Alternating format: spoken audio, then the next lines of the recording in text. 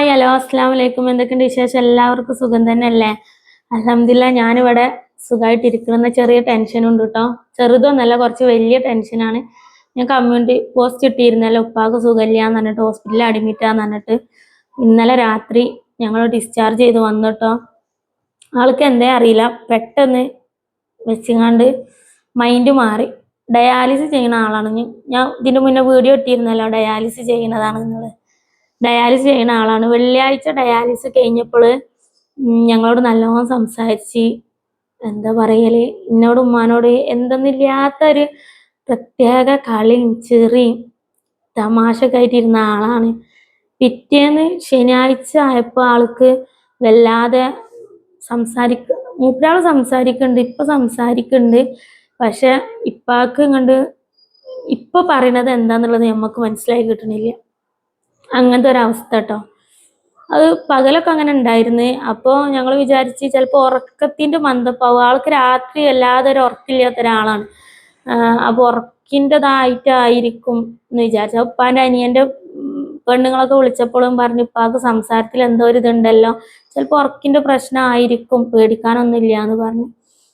അന്ന് രാത്രി ഇതേപോലെ മേമാരൊക്കെ വന്ന് ഉപ്പാനെ വന്ന് കണ്ട്, ഇമ്മാൻ്റെ അനിയത്തികളൊക്കെ വന്ന് ഉപ്പാനെ കണ്ട്, ഞങ്ങളെല്ലാവരും അവരൊക്കെ പോയി.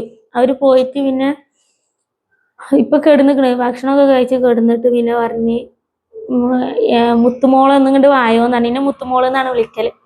എനിക്ക് തൊണ്ടയിൽ വെള്ളമില്ല, ലേശം വെള്ളം കാട്ടുന്ന. അപ്പം ഞാനും ഈ വെള്ളം കൊടുത്തപ്പോൾ പറഞ്ഞ് കട്ടൻ ചായ ഇട്ടാണെങ്കിൽ അത്രയും നന്നായിരുന്നു പറഞ്ഞ ആള് കട്ടൻ ചായ കൊടുത്തു.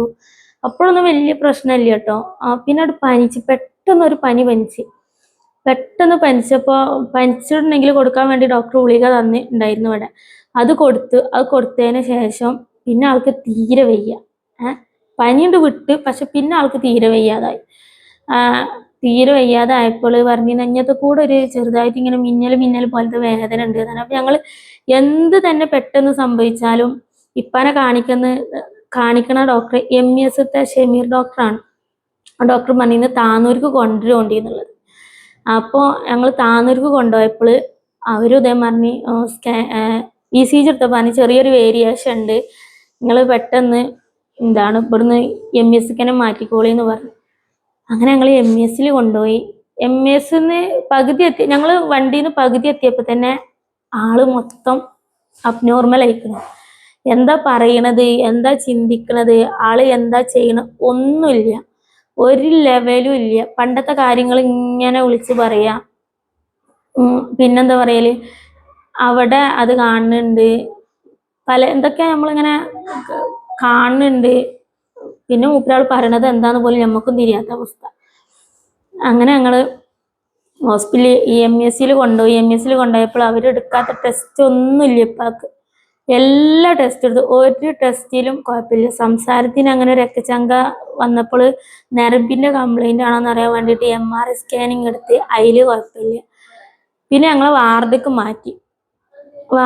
മാറ്റിയപ്പോൾ പറഞ്ഞ് ഇവിടെ വാർഡിൽ കിടക്കാറുണ്ട്, വാർഡിലേക്ക് ഞങ്ങൾ മാറ്റി, കുഴപ്പമില്ലെങ്കിൽ നിങ്ങൾക്ക് നാളെ രാവിലെ പോകാനാണ്. പിന്നെ ശനിയാഴ്ച രാത്രി ഫുൾ ടൈം ഉറക്കില്ല ആൾക്ക്, ടെസ്റ്റും കാര്യങ്ങളും ഇതൊക്കെ കഴിഞ്ഞ് ഫുള്ള്. പിന്നെ ഞായറാഴ്ച ആയപ്പോൾ ഫുള്ള് എന്താ പറയല്, ആള് പറ്റ അബ്നോർമലായി. ഇന്ന പോലെ ഓർമ്മയില്ല ആൾക്ക്. പറ്റെന്ന് വെച്ചാൽ പറ്റ ഉറക്കില്ല, എന്താ കാട്ടണെന്ന് പോലും ഇപ്പാക്ക് അറിയില്ല. ഞാനും എൻ്റെ ഉമ്മയും ഒറ്റക്ക്. ഇക്കാന്നുണ്ടെങ്കിൽ ഇപ്പാൻ്റെതേ ആദ്യമായിട്ടാണ് ഇങ്ങനെ കാണുന്നത്. 1.5 കൊല്ലമായി ഞങ്ങളുടെ അടുത്തേക്ക് വന്നിട്ട്, പക്ഷെ ആദ്യമായിട്ടാണ് ഇപ്പം ഇങ്ങനത്തെ ഒരു പ്രവൃത്തി കാണിക്കണത്. എന്താ കാട്ടണമെന്ന് ഇപ്പാക്ക് അറിയണില്ല. ഇപ്പം അവിടെ ചെന്നിട്ട് ഡയാലിസിസ് ചെയ്യാണിച്ചിട്ട് ഇന്നവിടെ കുറേ നേരമായി കെടുത്തിയിട്ട് നിങ്ങൾ എനിക്ക് ഡയാലിസിസ് ചെയ്യുന്നുണ്ടെങ്കിൽ അത് പറയും, ഇല്ലെങ്കിൽ ഞാൻ ഇവിടുന്ന് പോവുകയാണ്, എനിക്ക് നിങ്ങളെ സൗകര്യത്തിൽ നിന്നൊക്കെ. ഇപ്പാക്കന്നെ അറിയണില്ല എന്തൊക്കെയാ പറയണത് എന്നുള്ളത്. ഒരു സ്വബോധമില്ലാത്ത സംസാരം.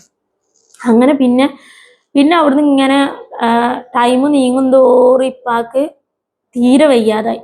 തീരെ വയ്യാതായി. ഒരു 10 ആൾക്കാരെ ശക്തി പോലെ ഇപ്പാക്ക്.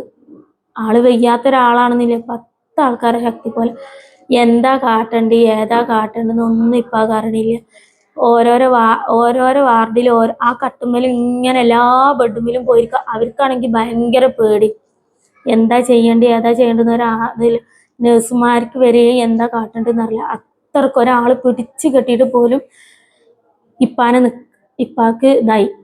അങ്ങനെ ഞാൻ എന്ത് ചെയ്ത് എൻ്റെ അമ്മോൻ്റെ മക്കളെ വിളിച്ച്. എനിക്ക് എന്തോ പോലെ, കാരണം ഇക്ക ഇവിടെ നാട്ടിലില്ല, ആങ്ങളെ നാട്ടിലില്ല, ഞങ്ങൾ എന്ത് ചെയ്യുന്നൊരു പുറത്തില്ല. അങ്ങനെ അമ്മോൻ്റെ മക്കളെ വിളിച്ച് അവർ വന്ന്. എന്നിട്ട് ഇപ്പാനെ പിടിച്ച് കെട്ടിയിട്ട് പോലും അവർക്ക് ഇതായില്ല, താങ്ങാൻ പറ്റില്ല, അത്രക്ക് പിന്നെ അങ്ങനെ ഞായറാഴ്ച രാത്രി 3 മണി വരെ അങ്ങനത്തെ ഒരു പ്രഷറിലായി. പിന്നെ അവിടെ ഉറങ്ങി. പിന്നെ ഇപ്പാക്ക് അന്ന് ഉച്ചക്ക് സൂചി വെച്ചിരുന്നു, മയക്കിൻ്റെ സൂചി, ഉറങ്ങാൻ വേണ്ടിയിട്ടുള്ള സൂചിയെ. അപ്പോൾ അത് വെച്ചിട്ട് പോലും ഇപ്പാക്ക് ഉറക്കം കിട്ടണില്ല. ഗുളിക കൊടുത്ത് ആ ഗുളിക കുടിച്ചിട്ട് ഉറക്കിൻ്റെ ഗുളിക കുടിച്ചിട്ട് പോലും ഉറക്കം കിട്ടണില്ല. പിന്നെയും കുറേ ടെസ്റ്റ് ചെയ്ത് അവര്. അപ്പൊ ഞങ്ങള് അതിലൊന്നും പ്രശ്നമില്ല, ഇത്രയും ടെസ്റ്റ് ചെയ്തിട്ട് അതിലൊന്നും പ്രശ്നമില്ല. അപ്പൊ ഞങ്ങൾ പറഞ്ഞു ഇനി ടെസ്റ്റ് ചെയ്യണ്ട, അതിനിങ്ങനെ കുത്തി വേദനിപ്പിക്കണ്ട, അല്ലെങ്കിലോ ഡയാലിസിസ് ചെയ്യുമ്പോൾ ഒരുപാട് വേദനയും കാര്യങ്ങളും ഇത് ഞങ്ങൾ കാണുന്നതാണ്, ഇനി അതിനെ വേദനിപ്പിക്കേണ്ട. കാരണം അവർ പറഞ്ഞ് നട്ടെല്ലിന്റെ ഭാഗത്ത് നിന്ന് നമുക്ക് നീര് കുത്തിയെടുത്ത് ടെസ്റ്റ് ചെയ്യുക, ലിവറിന് എന്തെങ്കിലും പ്രശ്നം ഉണ്ടോ എന്ന് അറിയാൻ വേണ്ടിയിട്ട്. പറഞ്ഞു ഞങ്ങൾ ഇനി വേണ്ട, ഇത് ചെയ്യണ്ട എന്ന് പറഞ്ഞു. പിന്നെ എന്താ പറയല്, പിന്നെ ആള് ഫുൾ ടൈം ഉറക്കായി. എനിക്ക് തോന്നുന്നു അന്ന് കുത്തിവെച്ച സൂചിന്റെ എഫക്റ്റ് പിന്നെയാണ്. പിന്നെ ഉപ്പാന്റെ ബാക്കിക്കാർ വന്ന് എല്ലാവരും കണ്ടുപോയി. ഡിസ്ചാർജ് ഞങ്ങൾ ചോദിച്ച് മേടിച്ചതാട്ടോ, കാരണം ഒരു രോഗം ഇല്ലാതെ പിന്നെ അവിടെ കിടന്നിട്ട് കാര്യമില്ലല്ലോ. പിന്നെ ഡോക്ടർ പറഞ്ഞു, ഇപ്പാനെ കിഡ്നിക്ക് നോക്കുന്ന ഡോക്ടർ തന്നെ പറഞ്ഞു, ഇപ്പാനെ അവിടെ അഡ്മിറ്റ് ആക്കിയത് വേറെ ഡോക്ടർക്കാണ്, കിഡ്നിക്ക് നോക്കുന്ന ഡോക്ടർ പറഞ്ഞു പേടിക്കണ്ട, നിങ്ങൾ പോയിക്കോളി, ഈ ഡയാലിസിസ് ചെയ്യുന്ന ആൾക്കാർക്ക് ഉണ്ടാവും, പലർക്കും പല ഐറ്റത്തിലുണ്ടാവും, അപ്പൊ നിങ്ങൾ പേടിക്കണ്ട, പോയിക്കോളിന്ന് പറഞ്ഞു. ഇനി ഇതുപോലെ എന്തെങ്കിലും കാണിക്കാന്നുണ്ടെങ്കിൽ സൈക്കാട്രിസ്റ്റിനെ ഒന്നും കൂടി വന്ന് കാണിച്ചാണ്ടിന്ന് പറഞ്ഞു. അങ്ങനെ ഞങ്ങളിവിടെ പെട്ടെന്ന് എത്തിയത്. പെട്ടെന്ന് ഞങ്ങളൊരു എന്താ പറയല്, ഒരു അവസ്ഥയായിരുന്നു ഞങ്ങളത്. ഞാനും ഉമ്മയും ഒറ്റയ്ക്ക് ഏത് കാട്ടും എന്നറിയാത്ത രീതിയിൽ. പിന്നെ കയറി സങ്കടമുള്ള എന്താണെന്നറിയോ, ഞാൻ എല്ലാ വിഷമങ്ങളും നിങ്ങളോട് പറച്ചിലുണ്ട്. ഇതുപോലെ തന്നെ ഓരോ സാഹചര്യത്തിൽ എൻ്റെ ഉപ്പാക്ക് പൈസ പിരിച്ചിരുന്നല്ലോ, അതിനെ പറ്റി ഞങ്ങളോട് പറഞ്ഞപ്പോൾ നിങ്ങൾ പറഞ്ഞിരുന്നു ഗൂഗിൾ പേയിൽ നമ്പർ ഇടുകൊണ്ട് ഞങ്ങൾ പൈസ അയച്ചുതരാം, പാനൊക്കെ ചികിത്സക്ക് വേണ്ടി പൈസ അയച്ചുതരാന്ന് പറഞ്ഞിട്ട് ഞാൻ അങ്ങനെ നമ്പർ ഇട്ടിരുന്ന ടൈമിൽ നിങ്ങൾ എന്നെ ഒരുപാട് സഹായിച്ചിട്ടുണ്ട്. അങ്ങനെ എല്ലാം അറിയണ ഞാനൊരു ഷോർട്സ് ഇട്ടിരുന്നു.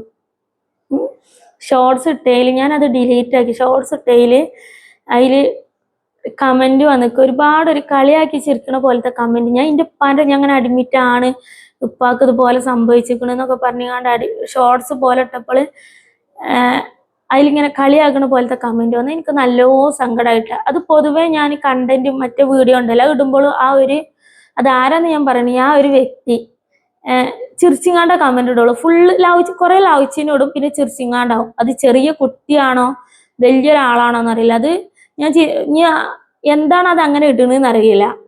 ഫുള്ള് ചിരിയാണ്. ഇപ്പൊ ഞാനൊരു സങ്കടപരമായിട്ടൊരു കഥ പറഞ്ഞപ്പോഴും കാര്യം പറഞ്ഞ് വീഡിയോ ഇട്ടപ്പോഴും അവർക്കതൊരു തമാശ രൂപമാണ്, ഒരു ചിരി അവർക്ക് കാണുന്നത്. എന്താ അറിയില്ല.